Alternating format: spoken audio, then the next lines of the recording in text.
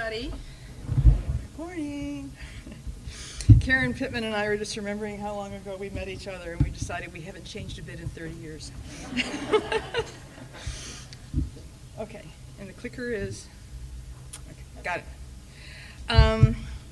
Urban Sanctuaries, which is this book, was published in 1984, and it was a project that Karen's colleague Maria Irby and Juliet Langman, who's now at the University of Texas, and I undertook starting in the mid-'80s because we'd encountered a number of kids in major urban areas who had nothing going for them, it seemed, except a community-based organization. They went to schools that were deemed among the worst in America. They came from challenging kind of home situations, but they all were healthy, all moving forward, and all belonged to some kind of youth organization. So this is what Urban Sanctuaries was about, profiling six organizations in 2 areas, Chicago, Pittsburgh, and San Antonio. The last sentence of the book sort of sums up what this book was about. I don't know, it's a guy called Tito who said, "See, kids can walk around trouble if there's some place to walk to and someone to walk with." So this is what we're all about, and that's where I left off with this work 25 years ago. So imagine a researcher's dream. Greg Darniter, who was the founding director of a program called Cycle, it's called Best in the book. Leave that alone for a second. Had been in touch with these youth on and off over time. He's now working with Arnie Duncan on College Access in Washington. And he got in touch with me and he said, "Hey Milbrey, I'm talking with these folks and I'm pretty excited about what I'm hearing. Would you be interested in joining me in these conversations?" And it was as though the heavens had opened. I mean, can you imagine a researcher being able to come back 30 years later, 25 years later, and talk with these folks? Last time I left off with these youth, they were graduating from high school, and some of them heading to college, but that's the last I knew. I'm still pretty much at the descriptive level with a lot of these interviews. There will be no theoretical breakthroughs today. But I'm so excited to talk to you about the experience of these kids who are now in their early 50s from Cycle 25 and 30 years later. So first let me tell you a bit about, wrong way. Yeah, whoops, back. Okay, just briefly about Cycle. It's a program that started in 79 in the basement of LaSalle Street Church. It started with a total budget of $25,000, and $10,000 of that was Greg Darniter's salary, getting him mixed up with his boss. The program was fairly wide-ranging. It moved quickly from being a literacy program to focusing also on scholarships, a lot of exposure outside. A lot of these kids had never been down a mile down to see Lake Michigan, so kind of seeing parts of Chicago. The context for Cycle is what I hope you'll keep in mind as I tell you what went on with these Cycle kids and the Cycle alum. Most important was the Cabrini Green context. Do any of you know Cabrini Green, Chicago? Feel free to elaborate. Cabrini Green no longer exists.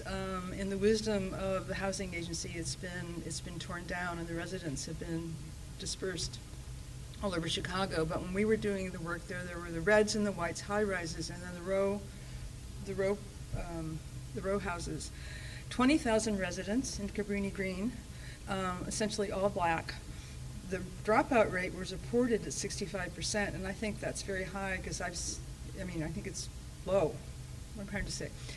More kids dropped out than these figures reported. I'd seen numbers for some of the black males that were more like 20% graduation rates. Anyway, high levels of unemployment on public aid. 50% of the adults read below the 6th grade level.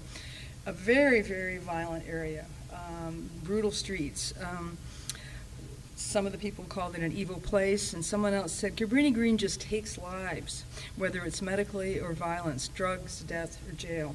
The streets are brutal, said one young woman. And in the red high-rises, which were 14 and 15 stories high, no one could use the elevators because there were gangs in the elevators, so one had to walk up and down those 14 stories, which in the winter was challenging because the plumbing had unbearably, Gene remembers, and so you're making your way up streets full of ice. A piece of data from our original research in the late 80s, I think, is also stunning when it comes to kind of drawing a ring around where the role models and supports for young people were in Cabrini Green. Of 20,000 residents, there were 150 employed males. In part, this is an artifact of the funding regulations being able to move into Cabrini, but nonetheless, I think it's stunning in terms of what they could do. So that's the Cabrini context of violence, drugs, gangs, family dysfunction, just a really challenging place to grow up. So cycles programs, there were 3 programs that focused specifically on youth. Around 750 kids a year came through for tutoring, and this tutoring ran from kindergarten all the way through early college years.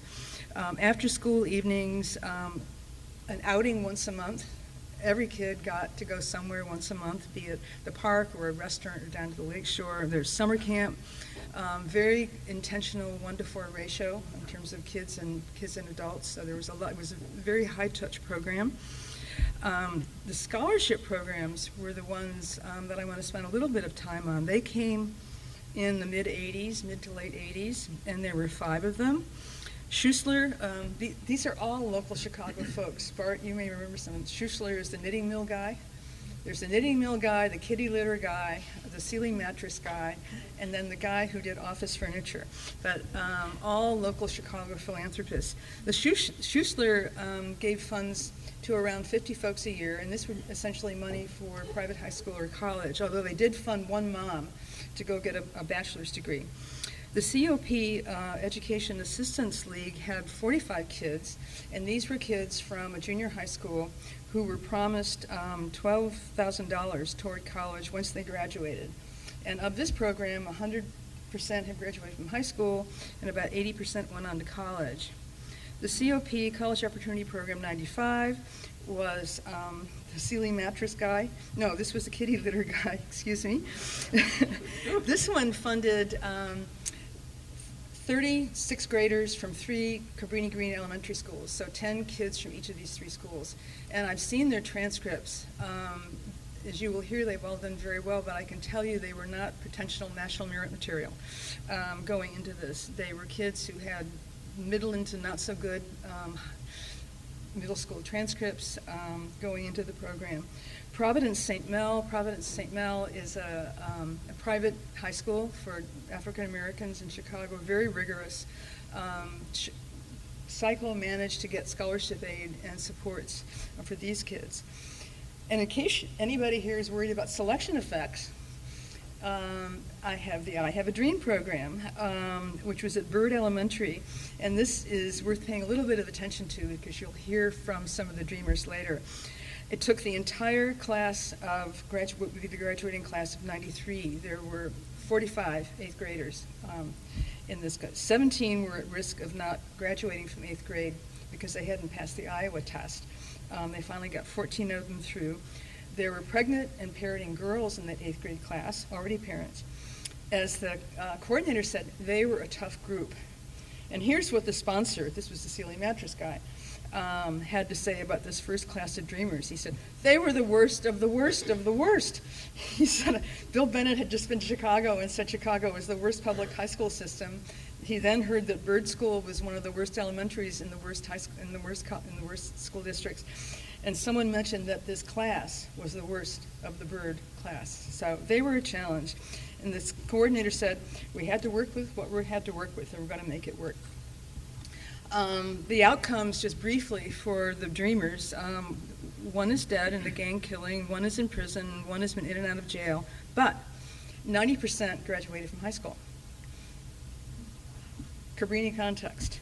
15 went to college, And a couple are now heading to college now that they've raised their families. The important thing about these scholarship programs, though, wasn't just the money and the promise.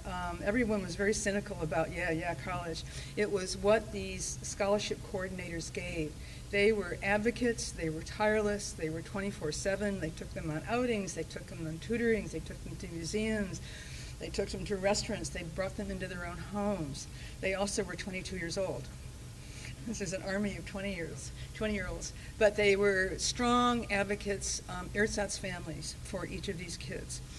The junior staff program I'll talk more about. This was a very carefully scaffolded leadership development program for kids in Cabrini Green coming through cycle. This involved around 200 kids a year. Adult education started at cycle when one mom almost killed her kid because she couldn't read the prescription bottle. So cycle folks thought, there's really a need here for some general education. So adult education came. Volunteers were an army, around 300 a year, came mainly from local Christian colleges. So these were all mainly white volunteers. They were given training, and they were also told, if you're here to help little black kids, please don't come back.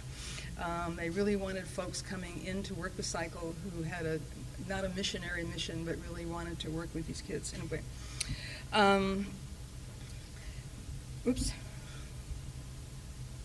Design principles, just briefly. There were 5 of them. One was get them early. One of the scholarship coordinators said, catching kids young, brainwash them, for lack of a better word, into seeing themselves as more than society says they are by exposing us to all those things, taking on college trips. It really made a difference. By the time you get to fourth grade, I hate to say it, you're kind of on your road. And we heard this from a number of people, and I don't know if this corresponds with your experience. Wow, I'm just starting. He said, I really do believe kids drop out in 3rd or 4th grade. The program was completely personalized. The academic director said in more than one way that if you've got a kid who's incarcerated, her family's incarcerated, or someone else is homeless, someone else has some violence at home, you can't treat them all the same way. So very much a pan-institutional. Real work, real responsibility, completely authentic. A focus on expanding horizons and took every opportunity to expose kids to things that were different. A theme that runs through here really is the Marcus Aurelius notion of possible selves. And if you kind of want to wrap your head around where this was going, it was sort of taking every opportunity to say, this is what you can be, this is how you can be, and here's how you can get there. The Kids Cycle saw it as distinctive from other Cabrini Green programs, just to mention this briefly, and it was mainly in its inclusiveness. Also in Cabrini Green, as Bart mentioned, was Jessie White Tumblers, fabulous group, but there was a Y, there was a Boys and Girls Club, there were all sorts of tutoring programs through Montgomery Ward. Cycle, in the view of the participants, was one that was inclusive and embracing. It was not only tutoring, it was not only trips, it was not only sports, it was 24/7, and it was this inclusiveness that they valued. It was also value-based. It was associated with a Christian organization, but as more than one said, it wasn't churchy. It was more about giving back, about spiritual values, about being a responsible member of a community. One person called Cycle an asylum. He said, in the midst of all this craziness and killing, I found good things to do. Cycle was an asylum. So I thought, what if I called this urban asylums? I bet it would have had a different meaning. Okay, so now I'm going to run over just a little bit. So here's what's happened with them. I mean, does this not blow your socks off? I mean, look at this. So 25 years later, I'm now talking to the kids who are 50, 52. We have, that's who I talked with. Let's go up. Here they are. Look at this. Palo Alto, California would be proud to have this. 10 PhDs, 2 MDs, assorted MAs, teachers, social workers, law enforcement officers, all matter of people deeply involved in the community. So these were folks we hadn't seen in 25 years. We knew they were healthy 25 years ago in terms of getting out of school, but this is Cabrini Green. This is the context of Chicago. Look what they did. And I think it's not hyperbole to say cycle was about the only positive thing in their life, this out-of-school opportunity. Without commenting on Chicago schools, Bart, they went to Chicago schools, they lived in Cabrini Green, and look what they did. Also, their personal stories are ones they're very proud to tell. There were no dads in this cycle group. I mean, nobody had a dad. But every one of the guys has been married, some 30 years, 32 years. Some of them got married at 19, at 20, because they said, we really saw what a family means, and we wanted to be that for our kids. So I went to a 32nd anniversary party for one of these guys in August. I'm proud of him. But even more exciting from a youth development point of view, and the kind of thing that makes me get up in the morning, is what's happened to their kids, the next generation. Almost without exception, their kids are all going to college. And these are the kids of even those who did not go to college themselves. Not everybody went to college. Everybody got the cycle experience. But their kids are all going to college. And the main worries that their parents have about them, the main worries that middle-class parents have about their kids, are they staying out too late, blah, blah, blah, blah. But nothing about their activities. Is that not amazing? I mean, if you just think about this as a triangle. So what mattered most? The cycle participants across all of these programs pointed to three features that matter the most, and this is where I'm calling on Gene Rhodes to give me credibility. It was exposure, leadership, and mentoring. All three of them were really interdependent. The exposure issue takes you into the possible selves realm. It's one guy said, you can't see what you can't be. And another one said, giving back requires getting out. So they went around Chicago, they went to the museums. Literally, people had not walked a mile down Oak Street to the Loop. There's a book, what was it, written in the 20s, Gold Coast to the Soul Coast? I mean, they had not gone to the Gold Coast. So all around Chicago, they took them on college trips. They took them to DC, they took them to New York. They had an amazing trip to Mississippi, and because Greg wanted them to see what people looked like who were living in even more challenging situations than they were. They did shadowing, they did internships, they practiced putting on their suits and ties, and they were given very clear dress instructions. They had visitors come and talk to them, and one said, we were living in a concrete city just to get on the vans and see there was something else besides what you know. Some kids never crossed the Cabrini Green boundaries. Cabrini Green is four square blocks, and everyone had a very clear map about how you walk around Cabrini because you don't go over the blacktop. So expanded possibilities were totally important, and again, playing forward. They said of their own kids, because I was exposed to all of that stuff, art classes, swimming in museums, I made sure my kids did. And the one that I remember the most, this was a dreamer, remember Bird, the worst of the worst of the worst. This student is she's now a PhD, her daughter's a PhD, and she talks about how when she had not two dimes to rub together, when her daughter turned 18, she put her in the car and drove her to New York City to see Wicked, because she'd gone to see a play. She told her daughter, we're not going to eat much, but you're going to have this experience. The leadership, this is something that I'm sure is no surprise to any of you. The important part of it was really the scaffolding. So you started at, it's not going to happen. It started at age 14. These kids were paid JTPA money. So it didn't cost Greg anything. He sometimes gave them 10-cent raises over the years. But it was the scaffolding, so that if Karen were a year ahead of me, she would mentor me about how to be my first tutor, and then we would take on 2 and we'd take on 3. It was very much of a near peer kind of experiences. The other part of the junior staff that we heard so much about all this year in talking with these alums was the support group they were. And let me just read you a comment of Pat Ford, who was the academic director. She said, we were support group for each other. We worked 4 days a week, and Friday was support group time. It was something we got going, if something was going on, it got discussed, and it was often around grief. All of us knew people who had been shot or killed or sent to jail. just the impact of incarceration in your family is something. When a loved one goes away, the rest of the world they may represent a drug dealer, but he may be your big brother or your cousin or your father. And then she said sex abuse, which was very hidden, was totally traumatizing. This junior staff group still has barbecues, still's together. They're everybody's uncles and aunties. One of the goals the girls set was not to get pregnant through high school and on the way to college. And excepting one, they made it. So the third element, and this is where I'm going to rely on Jean Rose to tell me what I mean, was mentors. Everyone in Cycle was a mentor. Junior staff mentored the senior staff mentored the junior staff, the volunteers came in as mentors, the scholarship coordinators were just incredible. And as you will read in Jean's work, it just hit every note of what a good mentor is. Long-term involvement, high expectations, personalized. As one said, you have to be awake to everything that's going on in those families. If you don't have that, you can't be sensitive. Walk kids through.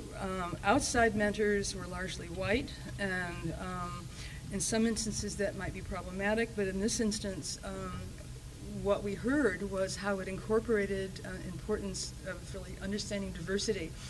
And there's some wonderful stories here. I mean, it just once these mentors had really made their way into youth lives over time, race was something everyone can talk about. And here's an exchange that I heard myself, actually.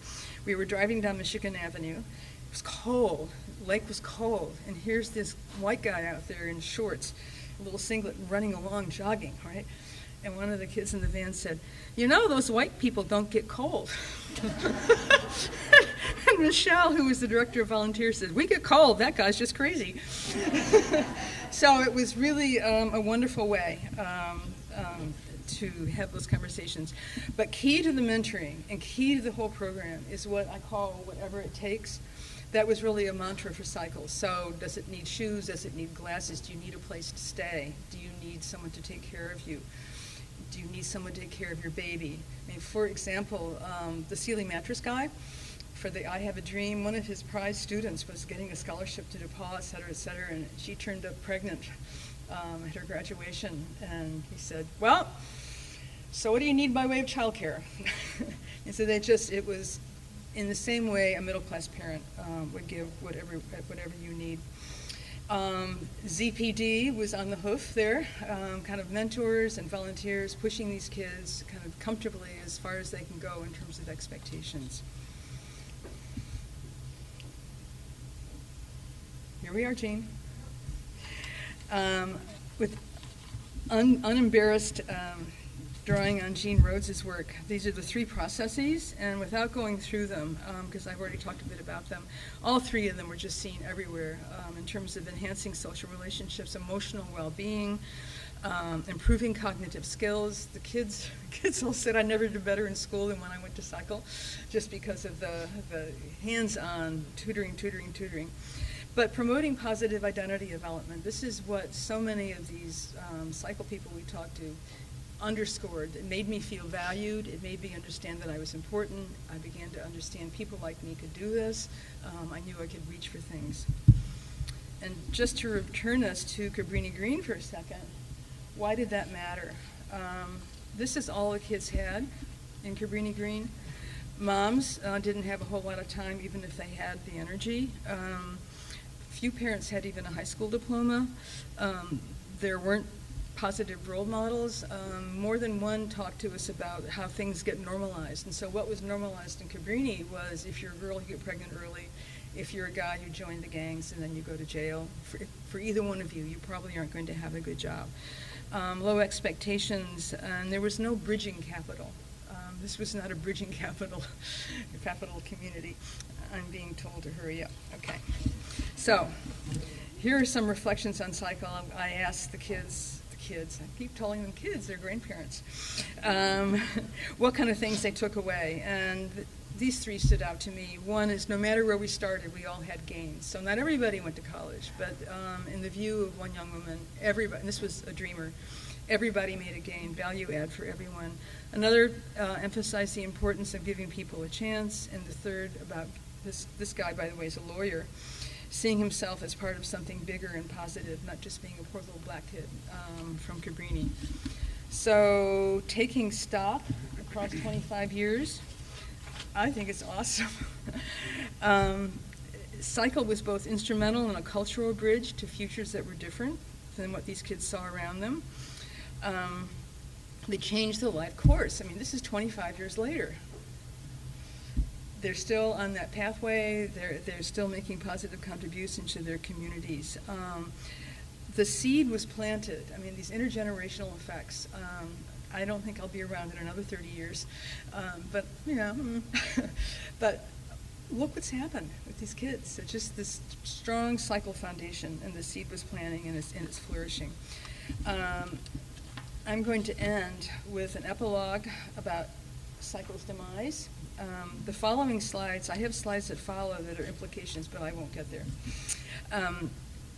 Greg left in 1992, and he was this kind of, he wasn't quite a 20-something. I think he was a early 30-something, but had a vision about kids and what he wanted Cycle to be and sort of the inclusiveness. He left in 1992 to head a family foundation, and the board hired a man who was looking for code here. He was an executive director with a local branch of a national organization. How's that? Well, he came in and wanted to put his programs in, the programs of this national organization to, you know, here's the curriculum, this is what we do this between 4 and 6, and this between 7 and 9. He was followed quickly. He didn't last that long. He was followed quickly by someone who came from a corporation who kind of said, we want timesheets, you want this and that and this and that. To a person, the Cycle folks talked about how horrible it was to be part of the organization at that time. And these scholarship coordinators got up at 4 in the morning to get the vans warm so they could go pick up their kids. And they went home at 9 at night after they had taken everybody home. And they said, timesheets? You gotta be kidding. But it became more about numbers and about reports, and lost the vision. And more importantly, there were no more mentors, no more volunteers, no more leadership pipeline, no more adult education. So in a way, what was taken from Cycle with this new direction was the very soul of Cycle. But let me stop with that. Okay, just thank you. But it really lives on in these Cycle folks. So thank you very much.